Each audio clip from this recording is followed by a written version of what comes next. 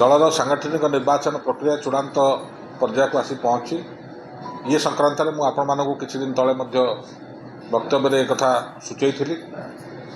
ଏବଂ ଆମର ଚତୁର୍ଥ ପର୍ଯ୍ୟାୟ ଯେଉଁଟାକି ଜିଲ୍ଲା ସଭାପତି ପର୍ଯ୍ୟାୟ କଥାଟା ମୁଁ ଆପଣଙ୍କୁ କହିଥିଲି ଏବଂ ସେତେବେଳେ ମଧ୍ୟ କହିଥିଲି ଆମେ ପଞ୍ଚମ ପର୍ଯ୍ୟାୟ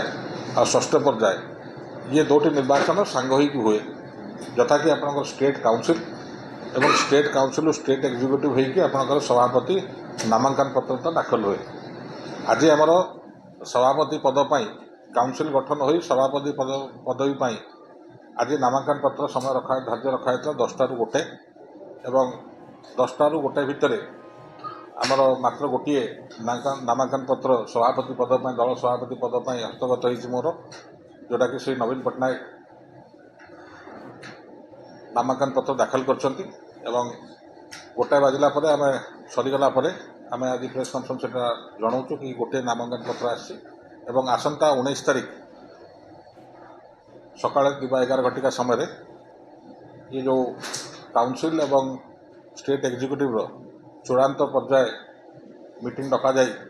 आपण सार्वजनीन घोषणा करा 19 तारीख दिन 11टा बेले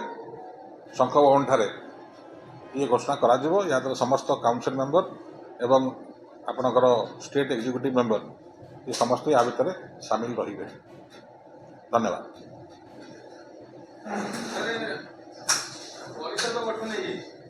परिषद राज्य परिषद गोटा कौन स्टेट एग्जीक्यूटिव पा हाँ स्टेट काउनसिल तो तैयारी हेले ही आपण से पद माने सभापति पद तो स्टेट काउनसिल गठन होगी आज नामांकन पत्र दाखल था 10टारू दिन 1 पर्यंत।